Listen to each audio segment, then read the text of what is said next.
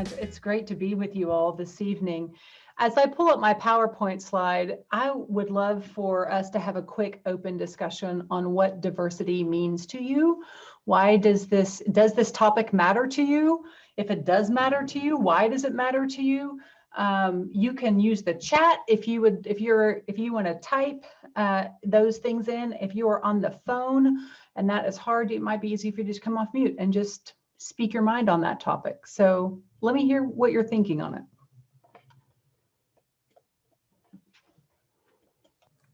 Well, if people are shy, I will start. So I have looked at diversity a lot of different aspects. So age diversity, background, skill sets, just lots of different functions have really been, I'd say, focused in recent years more on the race equity issue. Because so often, while that is a type of diversity that gets a lot of lip service, it's one that organizations don't do a good job of achieving. That's a perfect segue. It's almost like you teed me up for this evening, Wendy. That was perfect. Yes. So I also see in the chat that Michelle, if I'm saying that right, I also know some Michelles who say Michelle, so I hope I'm getting that right.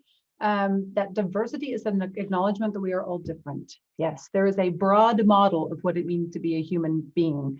And there is, if we get to be as unique as our fingerprints, then we get to be as unique as our ideas, our ideals, our backgrounds, and our constitution as people. So yes, we are all different.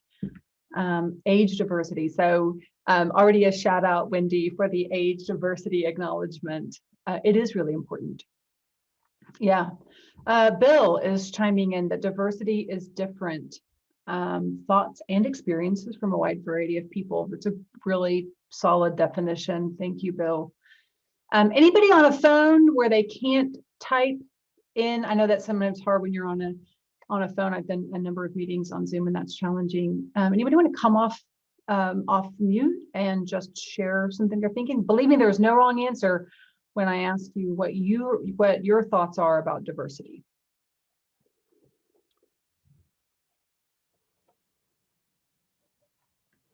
I do give long pauses. So I want you to know that was an intentionally long pause so you could find the unmute button. Andrea, I saw you go off mute. That's a key giveaway. So share 16 seconds, right? You have to wait 16 seconds for all the introverts to get their thoughts together. And sometimes just to find where the mute button is because it moves around on my screen. Yes.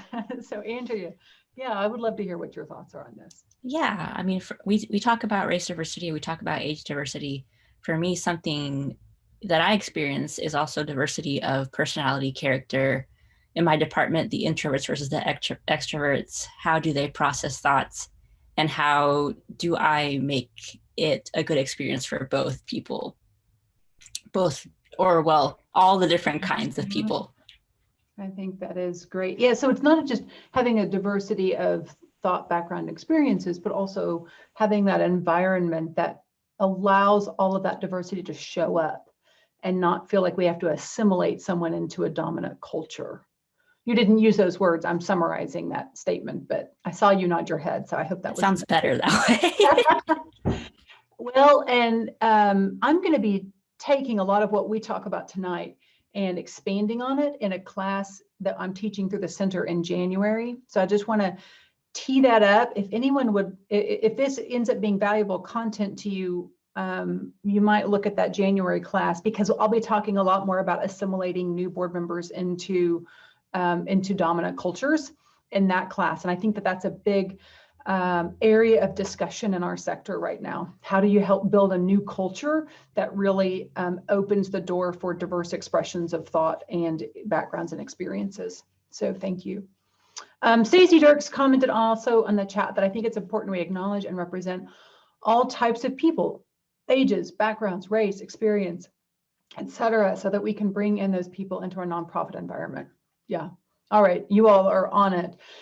So we are. I do have a PowerPoint slide. One of the beautiful things I learned about Zoom when somebody shares a PowerPoint slide is that there is a gray bar between the PowerPoint slide and the faces. And if you want to slide that gray bar left or right, that will change the size of the PowerPoint slide. So you can zoom in if you want to see more information, or you can zoom out if you want to see the speaker. And that has saved me in a number of meetings, especially finance meetings where there are a lot of numbers on the screen. So feel free to use that as we go through this, because there may be some times when one aspect of it is more important to you than another. All right, I call this envision a different equity makeup for your board of directors, because the people in our organizations are the lifeblood of our agencies. A board of directors is critical for any organization as a part of the board of, especially at its board of directors. So some of you all may recognize some of these good Tulsa folks who participated in some of our classes. But our nonprofit organizations are structured to address issues that have specific dynamics around them, such as food security, affordable housing, healthcare, and education.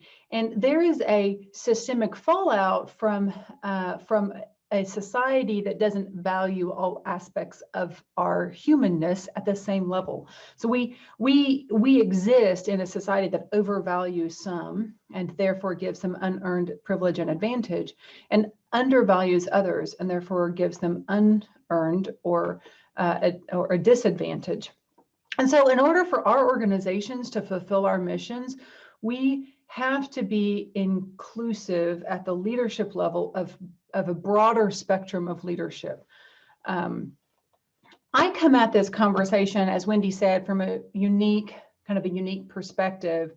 I am a Board Source certified trainer, which means that I have worked for a number of years at the helm of Board Source's leadership, and they have taken on race equity, especially in the last couple of years, for some reasons I'm going to share with you later on in the presentation.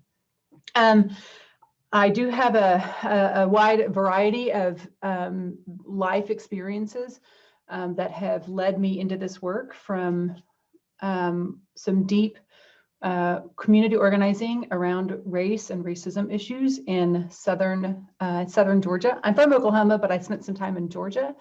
And then also around the economic disparity that often follows racism when I was in Seattle, Washington, which means that it's been some aspect of the inequalities that follow a lack of diversity has been some core part of my focus as a professional for over 20 years. And that has really led me to believe that leaders of any institution, especially leaders that are designed to make a change in their community, are in a leadership position because they are fundamentally interested in making the lives of those people around them better.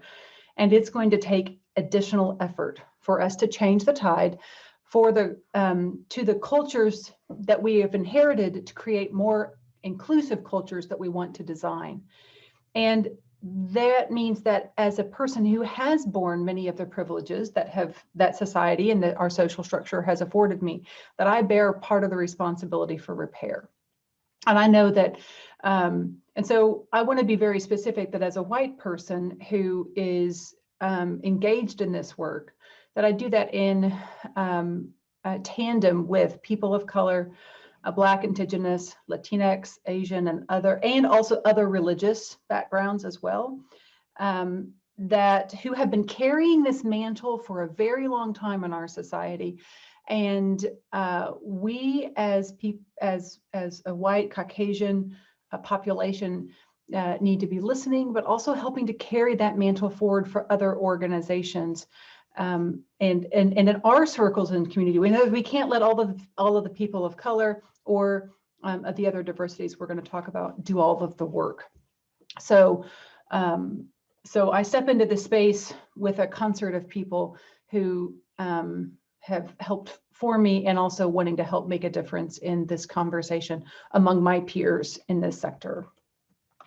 So, so this is the Oklahoma Center for Nonprofits Diversity Wheel.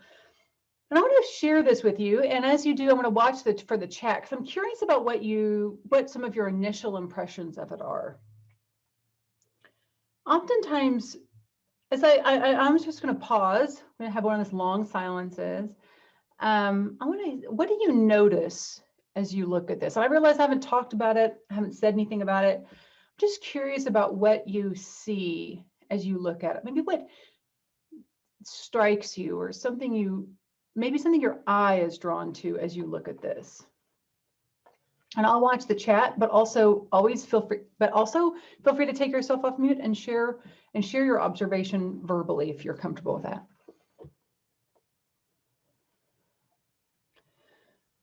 All right, so Tania, am I saying that right? With the right long A, Tania, am I saying that right? Close enough? No, not close enough. I'm trying to unmute myself. Tanya. Tanya, thank you, Tanya. A privilege circle. Yeah. What do you mean by privilege circle? Do you mind expounding on that? Well, it depends how closer you are, like able-bodied or disabled, like where do you land on that? Like, how can you recognize where, like, you're privileged to the status quo to what the main source is? Like, we've done these before. Well, this might be different, but when I saw it, that's what I thought of. Like, age, is it close? Is it young, or is it old, or is it right in the middle where people find the PowerPoint? Is the ethnicity Caucasian, or is it Hispanic? Like, where do you land on that? And what's your work and profession? Is it blue collar? Is it a business transaction? So that's when I see this is what I think of. I appreciate that. Thank you for that explanation. That's great. So I see some other comments in here that that now I need to catch up. So Laura shared that there are so many factors that contribute to who we are and the lenses through which we see the world. There really are. This is the way we have been socialized, right? This is the way we think about ourselves and others based on some of these criteria. Autumn shared in the chat that I always notice that I think the least about the dimensions where I am the most normative. Yes, that is absolutely right.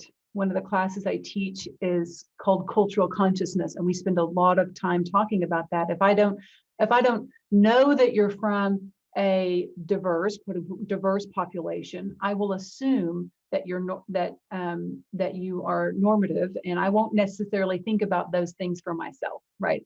I don't think about them because they're normative for me. That's great insight, Autumn. Bill said a lot of words. Yeah. Bill, have we met? I like to use a lot of words, Bill. Yeah, no, that's right. How do you prioritize and deal with all of them? That's a great question. And privilege, Autumn, you also added that privilege is like the water a fish swims in. It's easiest to feel when we don't have it. It is. That's exactly right. So on this diversity wheel, one of the things I want to, so now let me talk about it a little bit. There are 3 layers to it. On the outside layer is our social dimension. This is what I call status. Status is profession. It is the work that we choose, as you said earlier, blue collar, white collar. Are you a lawyer, a dentist, a steel worker, a teacher, a doctor? Are you unemployed? You don't have work right now. Also along that outside lane is image, how you present yourself. This might be the hair color you choose, or the tattoos you choose to wear, or the way you choose to dress, the symbols that you use to adorn yourself. It's also your views and opinions. Are you Republican, Democrat, independent, don't care? Are you conservative, liberal, just a feminist, a socialist? All of those views and opinions that we ascribe to think about kind of how we orient ourselves to the world. Our location and geography make a big difference. Are you from Oklahoma or Texas? Are you from a metro area or rural? Are you from Tulsa or Broken Arrow or Jinx? Are you from North Tulsa or South Tulsa? As we, and then of course also the traits that we give to ourselves. Do you like to be seen as a nice person or a stern person? Or do you think of yourself as a detail person? Some of that won't change, but some of it can, which I'll talk about here in a second. And then of course, also our interests and hobbies, what things we like to do in our spare time. How's your golf game or your writing class going? What's interesting to me is that, but at the level of status, and I hope you bear with me as I describe this, at the level of status, even though those things are very formative for us, and we all have judgments about them. I mean, how do you feel about vocational differences, or which part of the town you're from, or which part of the state you're from, whether or not you want to work with a nice person or a detail-oriented person. Status lasts all of this long. Right? All it takes is for you to move across town, for you to be in a different location or geography. All it takes is for you to get a pink slip and be unemployed from the vocation that you ascribe to or are part of right now. So status change. I can also change my mind. Even my ideals and beliefs can change. When we talk about board service, most of the time, this is the level of diversity we are discussing. We're looking at different people with different vocational backgrounds and skills, maybe traits like a detail-oriented person or a strategic thinker or someone who's reliable. Maybe we want interests and hobbies with some connections, some different geographical differences. Most of the time, we're looking at board service with that status layer. And there's nothing, and please hear me, that there's nothing wrong with that. But I want to hear it, but I want to say it within the limits that I know it means for us as nonprofit organizations. It means that we don't really look for diversity at the next layer in as much. At the next layer in is our identity, our community of distinctions, our social distinctions. This is what we call rank. You can't change this. You can't change what race you were born into or what ethnicity you were born into. You can't necessarily even change the religious culture that you were born into, or the gender that you were assigned at birth, or your social class that your family belongs to. Now, you can work very hard, and there is some choice within that layer of rank, but not as much. And if we're going to get serious about the diversity of rank at the board level, we have to focus more intentionally on this practice, because we have to divert some of the resources that we would have used for recruiting at the status level and bring it into more conversation about differences at a deeper level. And that may make us uncomfortable, because we don't talk about immigrant issues at the level of board, or about race or racism at the level of board service, or even gender differences and gender communication styles. So for us to get more serious about diversity at where with where I think our boards need to go, especially as we want to build more equitable cultures, we need to bring our focus in a little bit more to the second layer and talk about diversity at that deeper layer, the layer we can't change.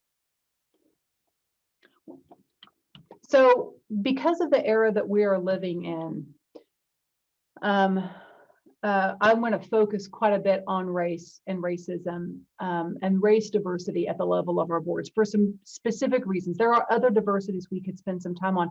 Ability and disability would be an easy one for us to discuss, or also religious differences. But with the climate that we're in, it was, I think we're moving towards an understanding that, I hope we're moving towards an understanding that diversity has to happen at every level of our organization, especially at the leadership level of a nonprofit organization. Our nation's history of racism, which has been codified through systems of slavery and property taxes, our education system, that way housing is structured, are all issues that our social sector, that nonprofit organizations are trying to address. So we can't address those systemic fallout from a racial system without also discussing the system that led us here, which is a system that has that is based on race differences. So another way for me to think about it is that I think for us to be an effective leader in today's day and time, we have to care about the people that we're working with and the people that we are serving, and that that means that we are invested in the lives of other people.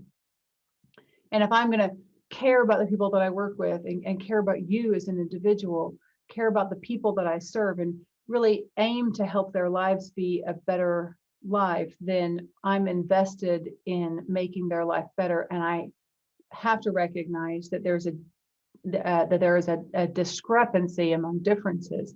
What does it take to make someone else's life better may not be the same thing that it took for me to make my life better, because as we have already mentioned, we're all quite different with different backgrounds. So let me quickly pause and just see, what are your thoughts on that?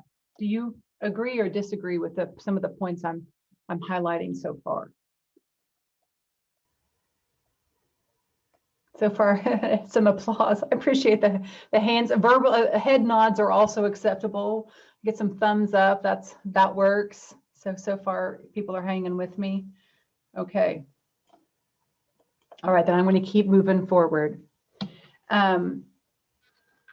So at the board level, I want to talk specifically at the board level, because a board has to work by leading an intentional process in order to change this culture. We know enough about implicit biases and the institutionalized disparate treatment of people of different races and ethnicities that continuing to sort of operate as quote normal means that we're bringing into that current future those biases and normalities that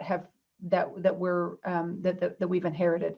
So we have to work differently in order to change this culture to be something more equitable. So I'm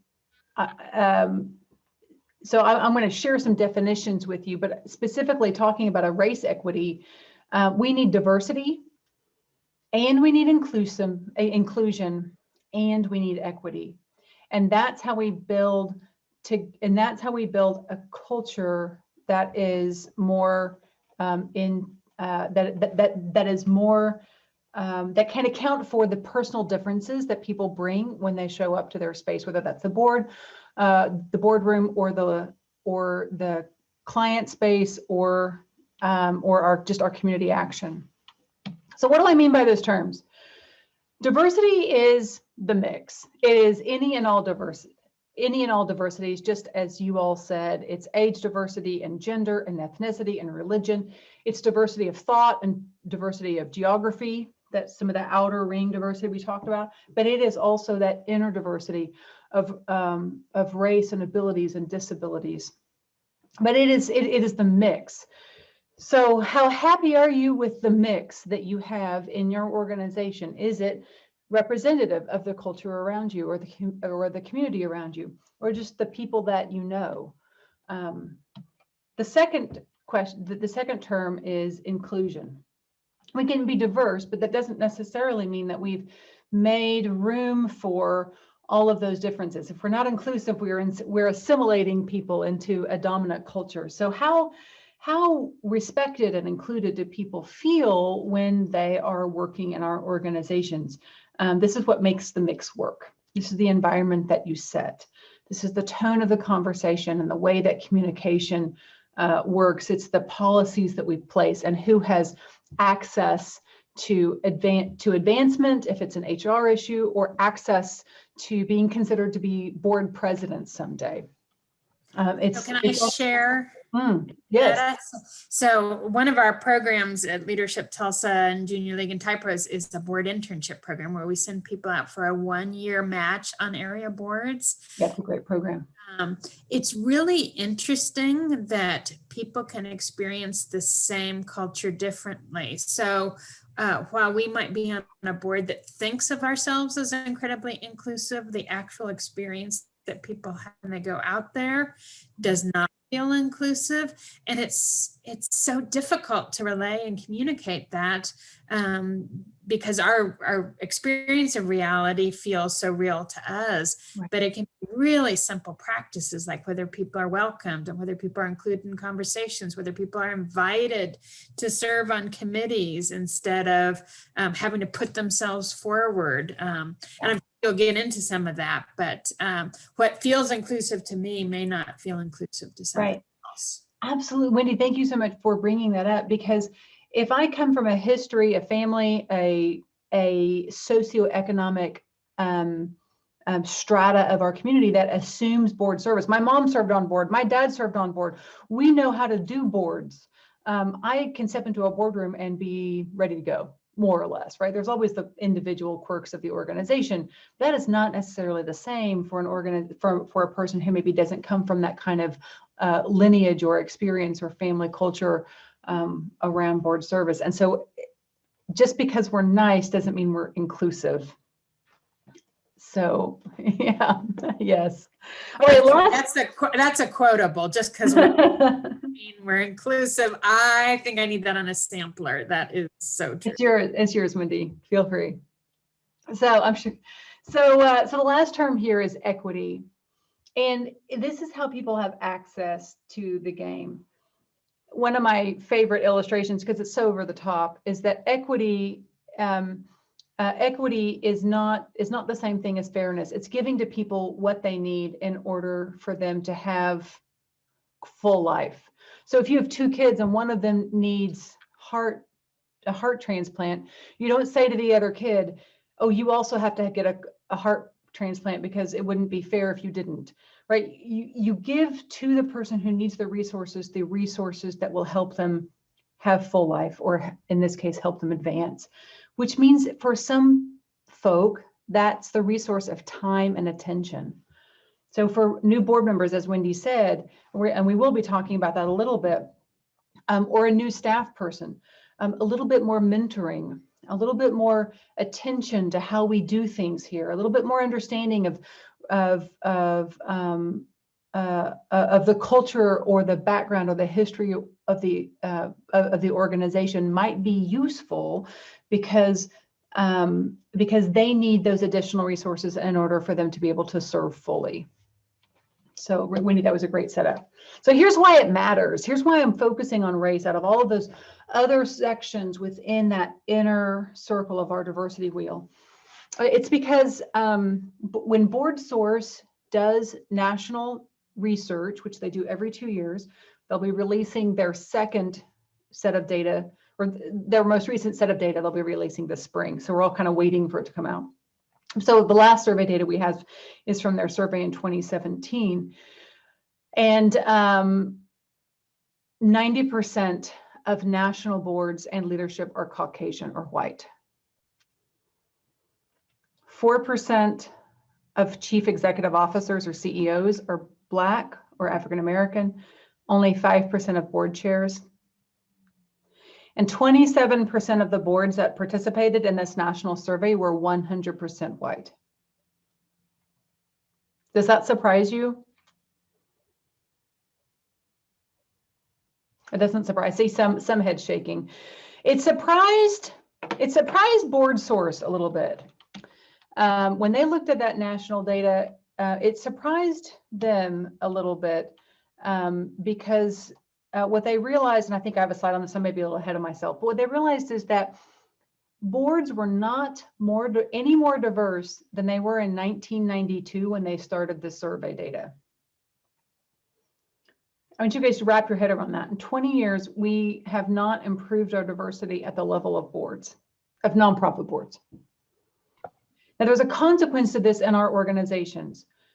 It also means that there's a leadership gap at the board level, which was also been picked up by other organizations who are starting to jump in on this work, namely the Building Movement Project, which is also conducting some national research on this. So what that means is that CEOs, board chairs, and board members, here's your demographic makeup of the nation in comparison to the working population of people of color. So we have a disproportionately Caucasian leadership, which is out of proportion with the working population of the United States. And, but deeper within the organization, we also know that people who work in nonprofit organizations, so CEOs and staff people like me who work for nonprofit organizations, maybe some of you, are actually more likely and more interested in becoming a CEO one day if they're a person of color than they are if they are white. So people of color are wanting to lean into leadership opportunities if they were given. And in this data, which is by the Building Movement Project, this gap that they've identified is says that basically people of color aren't advancing for lack of leadership. Their leadership and skill levels are, neck and neck with their white counterparts. In fact, in some cases, even greater.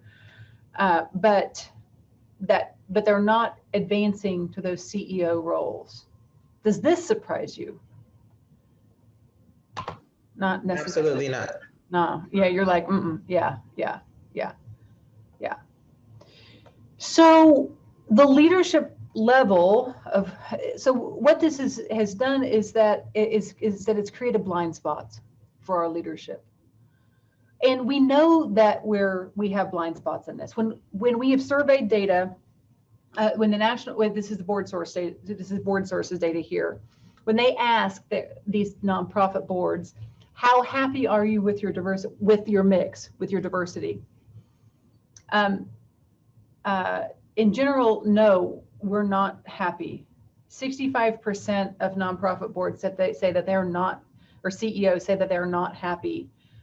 Or neutral, and then even more are neutral. And board chairs say that they're 41% not happy or dissatisfied, and 28% are neutral, which I always find kind of an interesting response, which means that 60 to 70% of our boards aren't happy with their mix. So we know that there's work to be done in this area. So how do we do it? Here's some data that Board Source broke down for us on specific types of diversity. So how satisfied were boards with racial, socioeconomic status, ability or disability, age, gender, LGBTQ. So we've got chief executive data at the top and then board chair data at the bottom. And you can see out of that mix, gender has the highest level of satisfaction. We've done a pretty good job doing a gender mix of diversity for looking at that rank level. But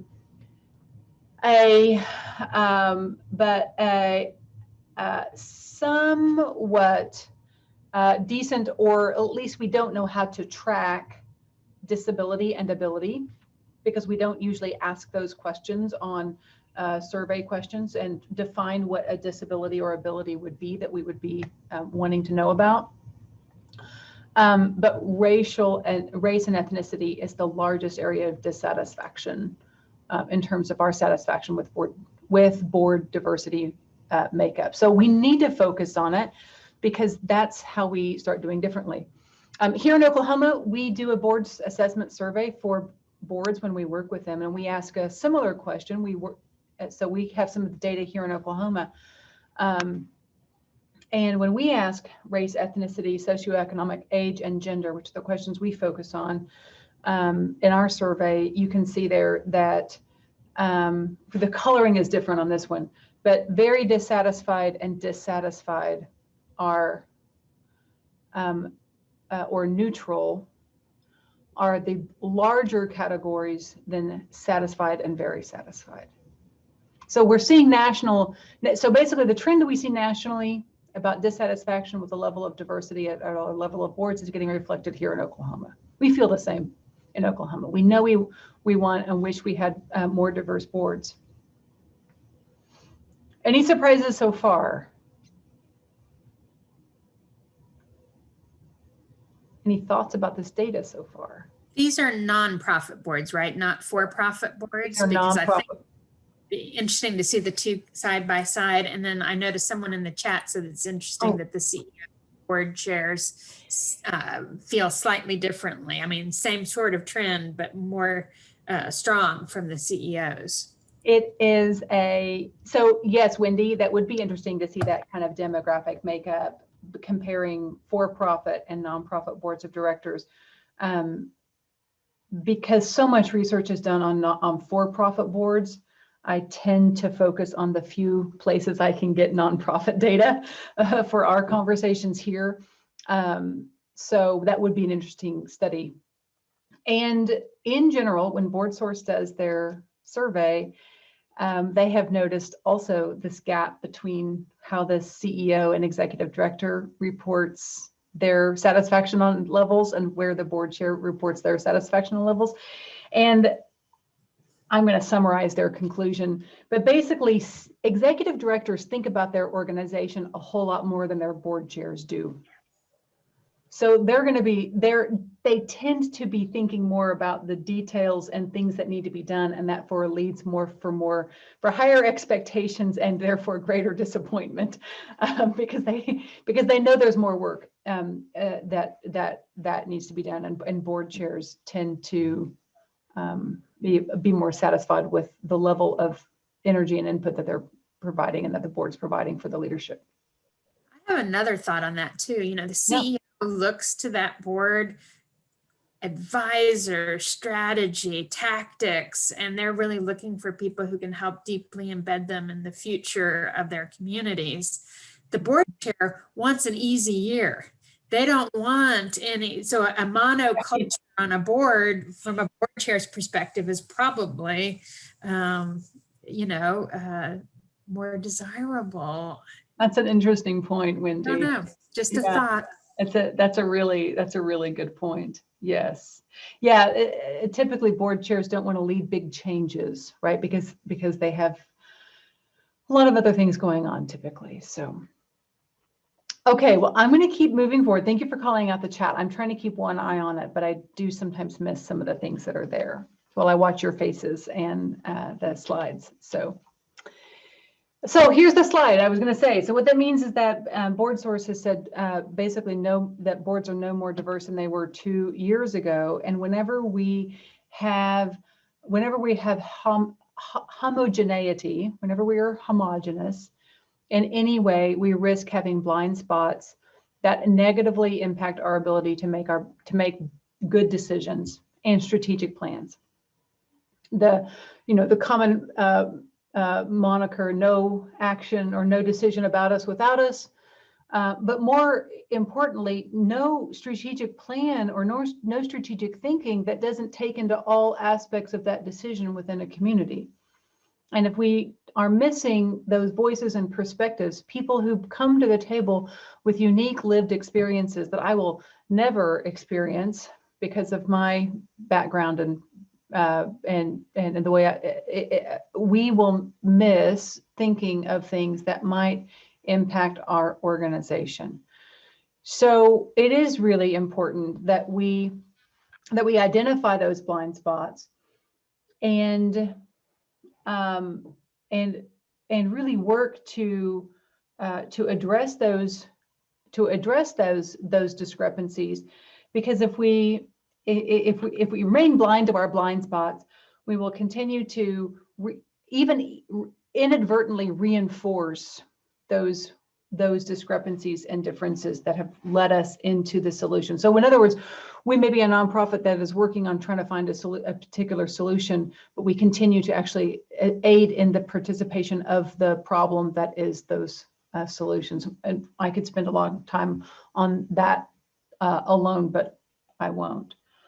We tend to value diversity. I'm just going to go quickly through this. That doesn't mean we don't value it. That's also something that has come through in all of these surveys, as we've asked for nonprofit organizations about what they think, and we value diversity.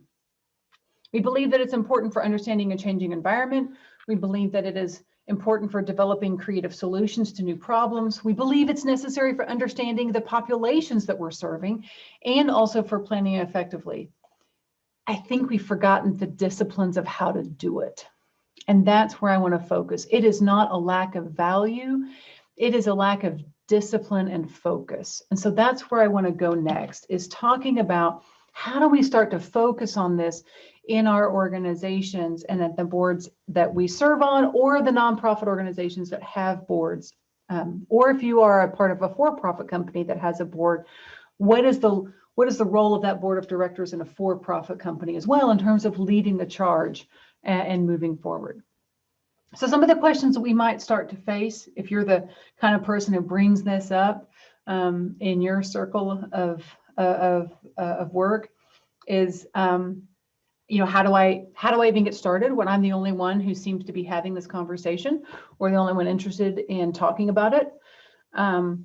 What can I do? What tactics can I do to help build more race equity in or a race equity culture? What's my role in this if I'm a person of color? And what's my role in this if I'm a white person? What if I make a mistake? What if I say the wrong thing? And how much is this going to cost us, right? How do we operationalize some of these changes in our organization? What does this mean that we need to budget or do differently? So as we start to work on this, these may be questions that we will need to address. Do any of those questions seem true to you? See some heads nod. You've been a part of them. Yeah, me too. All right, I'm going to keep moving forward. So how do we get started? There are lots of good resources out there, and you all are also welcome to take the center's cultural consciousness class, which is one of our free classes that we can offer, which aims at broadening along a lot of language around this. But one of the ways we get started is we start by talking about it.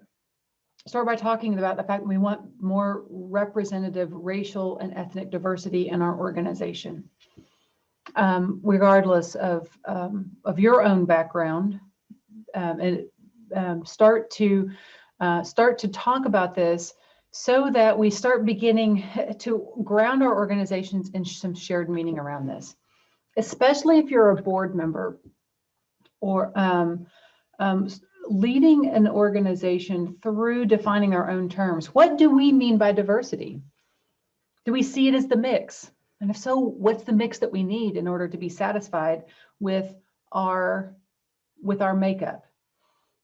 What does inclusion mean for us? You can use our definitions that I provide, but there are other definitions out there. But a good, healthy conversation around what these words mean, and extending into that racism and race equity work is a really good place to start. What does our organization mean by these terms, and why do they matter to us? The second place and also identifying what representative diversities our board or our organization needs in order to not have blind spots in our decision making. You can even do this at the level of a team. If you lead a small team of people in your organization, how do you check in with some of the places where we might have missed representative diversities in our decision making? So that's the first piece around this. And I know it sounds simple, but it's really powerful. We move the conversation from just conversations of status and diversity of thought and where geographically we're from and what vocations we're a part of, or what skill sets we have, and we intentionally bring it into some of those middle layers of rank, and especially around race. The second thing that we can do is to start to identify some champions. I mean, maybe you are one of those champions, but hopefully there are also some other champions at your board or senior leadership level that can help carry this forward and make sure that every aspect of the structure is really going to be committed to this work. Because for us to make progress on it, we need people at every level of the organization. And that may be you, or that may be someone else in your organization, but starting to identify who those people are that want to be the champion for this cause, and pull them together to work on this. Can I share a quick anecdote or thought about that? So sometimes those champions don't see the fruit of their work immediately, but it begins to have roots in its organization. So I think about Denise Reed, who anyone in Tulsa may or may not know, but she's a well-known champion of diversity, equity, and inclusion. Mercedes on this call as well. And I remember a strategic plan 6, 8, 10 years ago, I can't remember now exactly how long ago it was, which we wanted us to have a diversity and inclusion goal, a standalone goal. And we were like, oh no, it's woven throughout. Well, the next strategic plan we did, we had a standalone goal. So, you know, sometimes raising those conversations, even if they're not successful in that moment, are planting roots that will be successful. I love that you said that. One of those voices for our organization was Risha Grant, another good Tulsa leader and thinker in this area who served on our board for a number of years and just continued to be a champion for this conversation. And even though her term has expired, you know, she's off of her rotation. We now have other champions who are standing on the shoulders of those conversations. So yeah, thank you for bringing that up. So the third thing, kind of in general practical, is to name, as just what Randy said, name a strategic goal, make this a strategic imperative for the organization, set some goals around this. This race equity work or the diversity that you feel like is most important for your organization needs to be a kind of North Star. It needs to be a part of how we move our organization forward and something that crystallizes the rest of our goals around that. So writing a specific goal into a strategic plan is a really great way to move that forward. And then there is a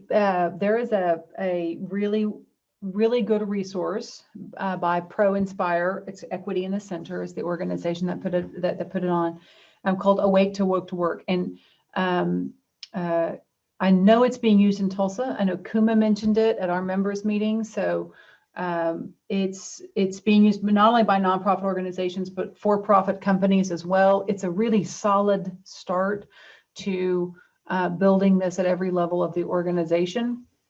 And I want to share with you what that means for a board of directors, since we're here talking about a board, what board members can do. When an organization is at its awake stage, and this resource breaks it into awake, awoke, and then work. When we're at our awake stage, we may just not be comfortable or used to talking about race or diversity at this kind of level. And so we start by seeking individuals from different race and ethnicity backgrounds and starting to hold the organization accountable to setting some goals and accountability policies within the organization.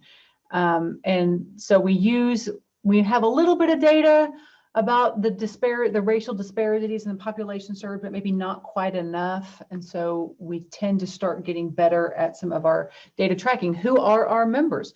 What is our makeup on our staff? How do our board members identify, especially on topics of race? At the woke stage, they advance a little further, and the personal beliefs and behaviors are that they really aim to create a shared vision. That means a shared vision around what an inclusive environment would look like. And their aim is to create a critical mass of people of color on the board, including leadership roles, so your officers and other key committee leaders as well. Evaluating board member requirements that ignore systemic racial inequities, such as having a donation amount listed on their letter of requirement, or asking for what positions they serve in the community, so kind of privilege, positions of privilege that they may have had access to. And the board leadership works to manage those power dynamics and that are going to exist, and seek to create more equity at the level of conversation, so that not just, you know, one type of demographic is always really comfortable speaking in the meetings, for example, and another section of the population or another section of the board isn't as comfortable. And at the work stage, the board of directors are really leading internal processes to create a culture that eliminates bias and their policies and processes follow that up. So they start to show a willingness to review specific tools around structural racism. Maybe they commit to becoming an anti-racist organization or an anti-oppression organization, and maybe even adapt their mission statement or mission or program focuses in order to be more equitable or have more access with the communities that they work with.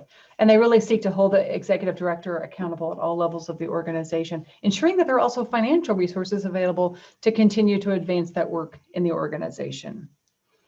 So if you could, if this were a chart that your organization was using, where might you throw a dart and stick your organization right now? I realize this is not scientific, but where would you say your organization is? At the awake, at the woke, or the work stage, or somewhere in between?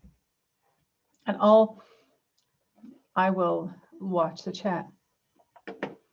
Proud to say we're moving into work. I love it. Yes, Wendy.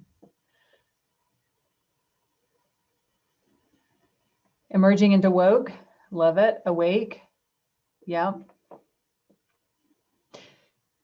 I love it. The fact that we are having a conversation about being at a stage of work in this area is itself an accomplishment. So I just want to name that for everybody. Wendy, I would love for you to share, you were sharing with me before we got started, some of the things your board is doing to really make progress in this area. So talk to us about Leadership Tulsa. Yeah, so diversity has been in our mission statement since before I joined the organization.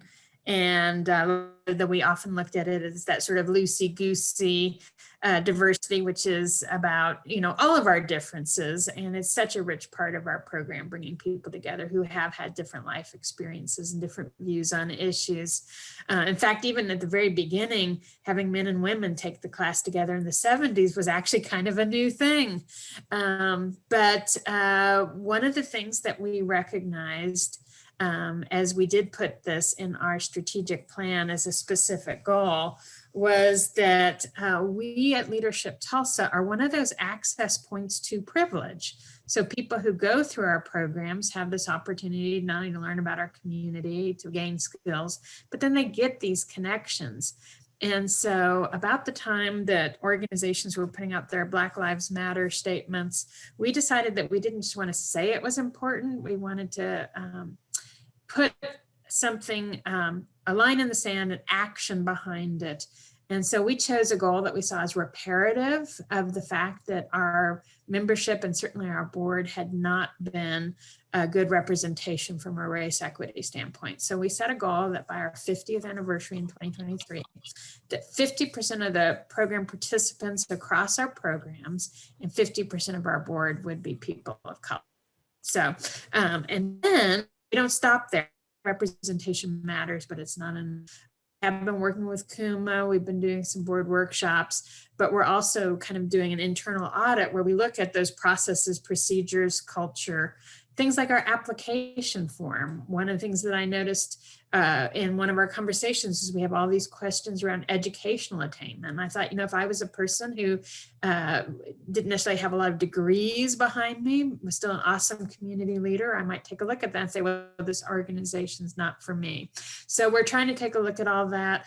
I said up we're in work, and then I got shy and I thought, oh my goodness, but someone from the outside may say we're barely awake. And that may be true at the same time. And I think having the humility to admit that it's sort of a circular process, and the work is going. It is, but I love those examples, and that that the board is committed to a racially diverse board in 3 years, and that you're already looking at applications and policies and other practices in the organization where those little things like pop up. And we don't even think about them until we really look at them and have an opportunity to examine what are the barriers that this question or this policy just automatically puts into place, and we hadn't even thought about it as being a barrier before. I love those examples. If, with your permission, may I use them in other places as an example of a board who's really working on it? Okay, cool. Totally. Thank you, Wendy. I'd love that. Okay, so let me wrap this up. So what can we do? I want to break this into really practical levels. There's a lot of things we can do. Here's just some suggestions for getting started. At the awake stage, focusing on racial diversity or the other diversities that you feel like your board means is a really important place to start. And defining those terms. What does it mean to, what does diversity, equity, inclusion mean for us? Let's learn about those terms and define them for ourselves. At the woke stage, adopting a diversity, equity, and inclusion policy and starting to adopt some anti-racism or policies and practices. It starts to infiltrate these ideas a little deeper into the organization. That's kind of what Wendy was talking about as they were reviewing those application forms, really starting to look for where are the barriers for access at different points in our organization. And at the work stage, a board of directors might start to add training into their board meetings on specific topics related to this. So, I don't know, 15 minutes or 20 minutes at a board meeting on specific, or maybe it longer if they can afford it, time-wise afford it, on these topics, so that they really are advancing the nuances of this conversation forward on things like the economic differences that are the fallout of systemic racism, or the way that racism has an impact on trauma and health of different populations. So, or internalized oppression that can show up at lots of different areas. So there's some really practical, some actions, right? It's not just talk. We have to get to action if we're going to move this forward. We have to take our values and advance them into things that we can do practically. So that's the end of my presentation, but I'm going to end on this slide and see what kind of questions we have, or just what's on your mind. Because whether or not it's a question for me, it might just be a good question or a thought that somebody else is thinking as well. And I think it's always helpful when we can share that across the, across the session with everybody. And I will be sending out the slides after this. So I'm actually going to stop sharing the slides so that we can see Sure. face if people want to. I can do that too. Yeah, great. Yeah. We got a few faces. I'd love to hear what's on just top of mind for you as we kind of wrap up all this information sharing. I was just thinking, like, I put this in the chat, like, I feel blessed in that my 9-to-5 job that I have is definitely in the work stage. And so hearing, the board I'm on kind of in the awake stage and them just starting to have some conversation.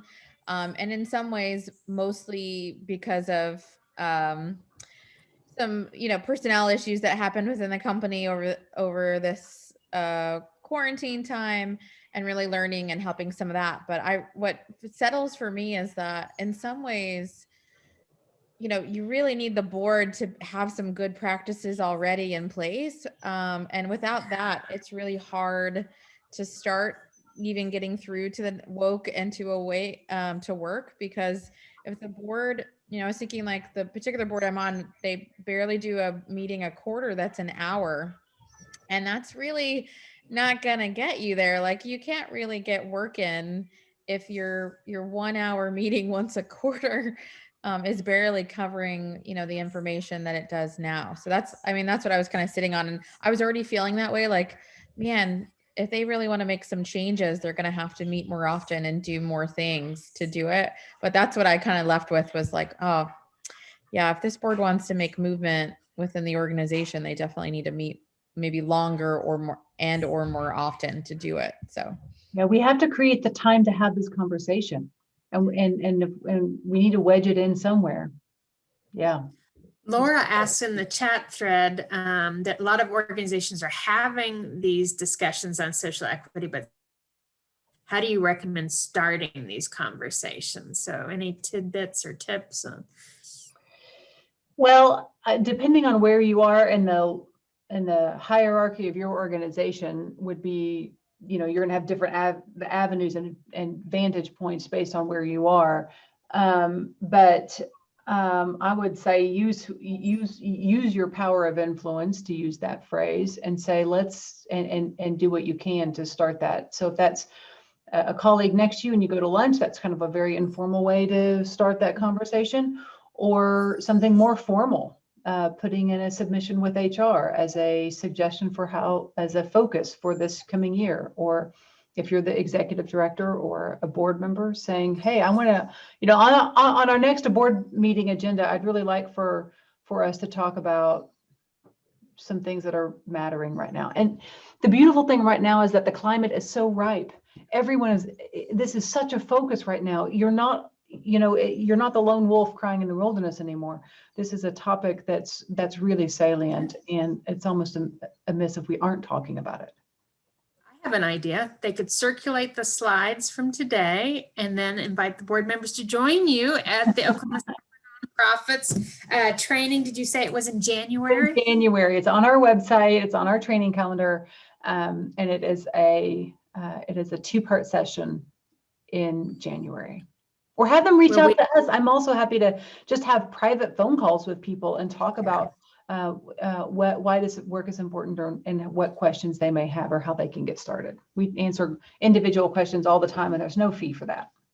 Ever. And I would echo, if anyone's interested in the process we've been going through at Leadership Tulsa, which, it's not it's lots of parallel paths, right? Just that thing you showed, that there's work in the staff, and there's work in the board, and there's work in the programs, and there's work in the community, there's work on the data.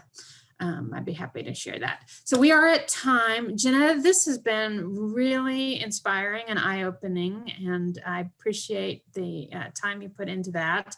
We will be sending out your slides. We will also be sending out a survey for people about the series that we offered this year.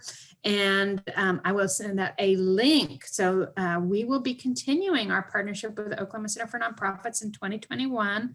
Those will start February 1st, first Mondays of the month through November. And I'll be sending out a new link for people to register for the 2021 series if you're interested in continuing to drop in or to take advantage of all of these. So thank you. We've got lots of nice appreciations in the chat thread. Janetta, everyone, enjoy the rest of your evening, and we will see you in 2021. Bye all. Good night.